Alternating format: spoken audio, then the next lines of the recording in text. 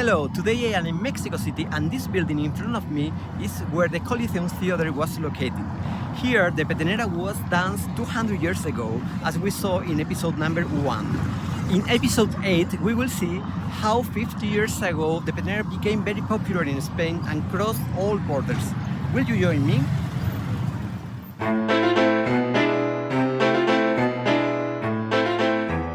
Sounds that once were listened. Sounds that once were enjoyed. Sounds that once were danced. Sounds relegated to oblivion. And yet, there is still something we can do for them. Let us summon them. Let us summon them. Welcome to the podcast Forgotten Sounds of Flamenco.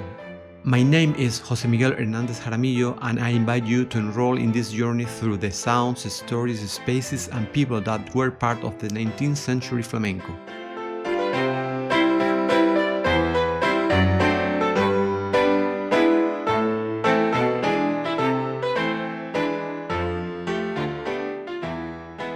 Hello, how are you?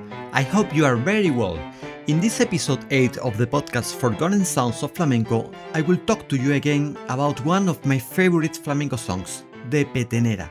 But first, I'd like to remind you that you can subscribe to this podcast on leading platforms such as iTunes, Spotify, Google Podcasts or iVoox.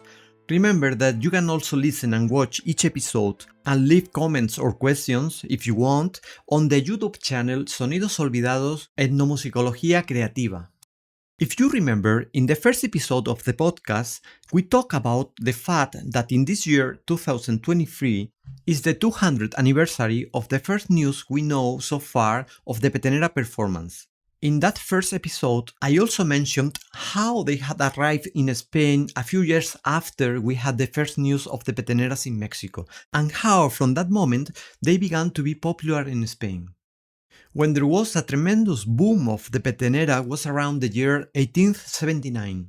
This year was also known as the year of the peteneras. In fact, some people consider that the year of the petenera was 1878, others 1879 or even 1881. Demófilo, for example, refers to 1879 as the year when the peteneras became fashionable in Seville. We also had news before this date of the practice of the petenera in Andalusia.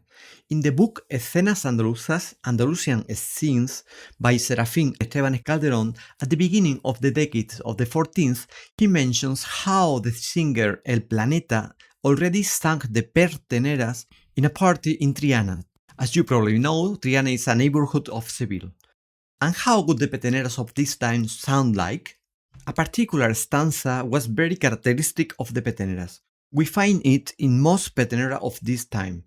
This stanza is the following: Señor alcalde mayor, no prenda usted a los ladrones, que tiene usted una hija que roba los corazones. I will try to translate it. Mayor of the town, don't catch the thieves, because you have a daughter that steals hearts. Perhaps you are familiar with this stanza because nowadays it is usually sung in tangos, after it was popularized in this style by Camarón de la Isla. The stanzas of the peteneras at that time contain 4 verses, and between verses 3 and 4, a 5th verse is usually sung in the form of Niña de mi corazón or Solea triste de mí. The melody of this song around 1879 was almost the same. In fact, they all have a very characteristic and recognizable melodic line. And since I don't sing, we are going to listen to this petenera interpreted by a clarinet and imagine how it could be sung. For those of you who are watching the episode on the YouTube channel Sonidos Olvidados Etnomusicología Creativa, you can listen to the melody with the lyrics of each verse as a karaoke, in case you feel like singing it.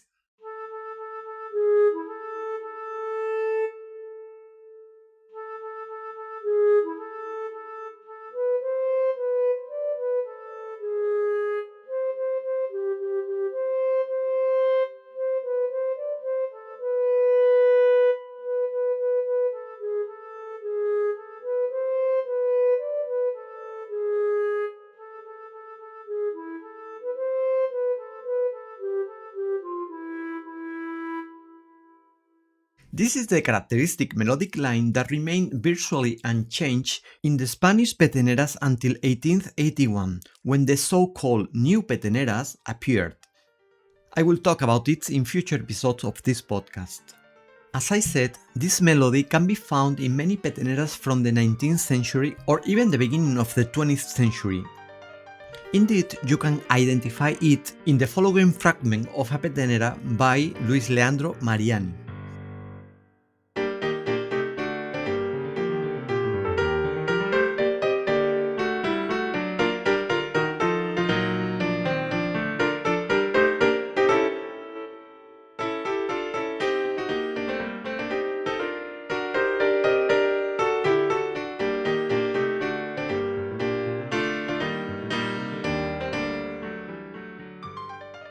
Although Mariani makes a quite sophisticated harmonic elaboration, the melody of the song of the Peteneras survives, and I guess you have recognized it.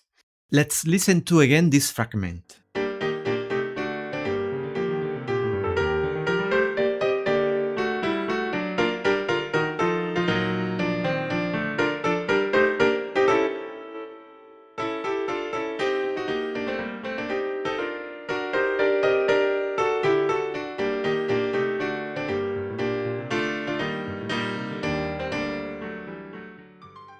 From 1879, the petenera was very popular through Spain and became one of the most popular songs of the decades of the 1880s.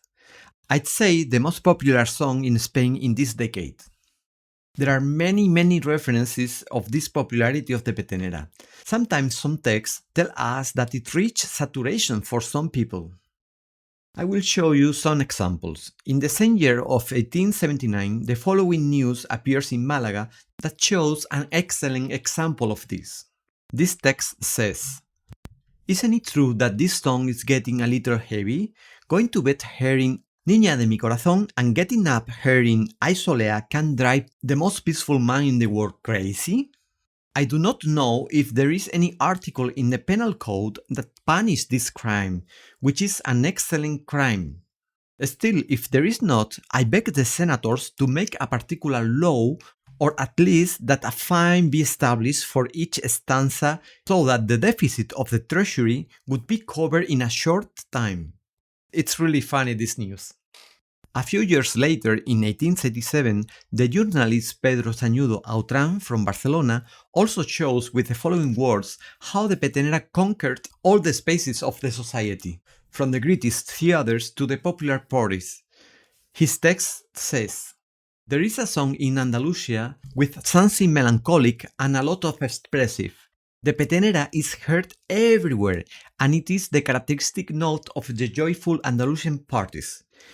In that country of flowers and beautiful women, of rich wines and witty witticism, the petenera is the song of the people." 1 year later, in 1888, the newspaper La Ilustración Ibérica commented, "Now only peteneras and malagueñas are heard. Rumors of clapping or blows of the cane carrying the compass on the stage." This news refers of what was fashionable in Spain at that time, and as you can see, the peteneras along with the malagueñas seems to be the most popular songs of the moment. The reasons for this sudden popularity are not 100% clear yet. Probably was due to several factors that came together at the right time. Here there is still much to investigate, but it's clear that the popularity of the petenera was at the same time that the popularity of the flamenco. This phenomenon was known as the flamenquismo, which was, let's say, promoted in a certain way since the restoration in 1875 by the conservative governments of Antonio Cánovas del Castillo. In those years, a series of alternating governments took place in Spain between the conservative party of Cánovas del Castillo and the progressive one of Práxeles Mateo Sagasta. Well, I perceive that in the conservative governments there was more permissiveness and in a certain way a veiled support with everything related to flamenco than with the progressive presidents.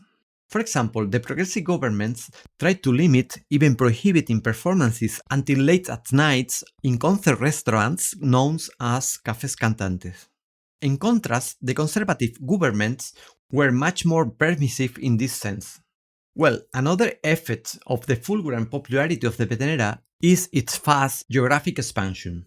And for this, the primary means of dissemination was undoubtedly the people who sang the petenera artistically on stage. Artists and companies from large theaters to small stages in towns and villages. In my master dissertation at the Civil University, I identified that, for example, the towns where peteneras are currently sung in the popular repertoire in the region of Castilla y León are located very close to the Vía de la Plata, which was the main road between western Andalusia and Galicia and Asturias since the Roman times. By the way, this road crossed my hometown Casiblanco de los Arroyos in Seville. These roads were used by musicians that went from one town to another, singing the most popular songs at the moment. As I said before, these people were one of the primary means of geographical diffusion of the music that was becoming popular in the big cities, among them the peteneras in the last decades of the 19th century. I hope you liked this episode and learned new things you didn't know about the relevance of flamenco in the 19th century, and particular our petenera. In future episodes of this podcast, I will discuss many more stories of the petenera in the 19th century. Remember that you can follow us and leave comments in our social media. Enjoy and see you in 2 weeks.